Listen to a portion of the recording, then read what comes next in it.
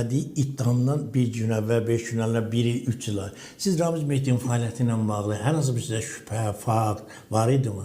Ki, bu adamın işləri azından dövlətinin əleyhinədir. Bilirsiniz, Səhtar bəy, siz müxalif partiyasının rəhbərisiz, təmsil edirsiniz. Siz də millət vəkili, milləti təmsil edirsiniz. Bəli, siz düz deyirsiniz. Və sizin bu günləri... Güyadır deyim də. Eyni vaxtda... Gördüm, xoşuma gəldi. Eyni vaxtda iki Səhtar bəydir də. Həm bir şeydir, sonra da eyni biri başqa şeydir. Yəni, qarşımda eyni anda iki Səhtar. Birin dənəm.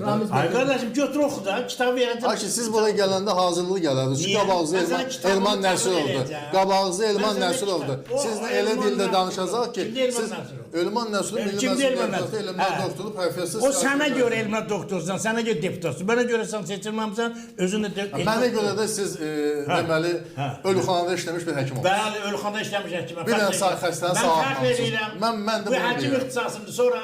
Tibb Universitetini qutarıb bir dənə xəstəni sağaltmamışsınız. Niyə? Düz eləmişəm. Çünki müalicədə işləmişsiniz, təyinatı zor olub, ölülərlə işləmişsiniz. Mənim ölülərim sənin kimi dirilərdən, o Keflis kəndə deməli 100 dəfə yaxşı. İkincisi güclü ordumuz var. Üçüncüsü güclü dövlət təhlükəsizlik xidmətimiz var.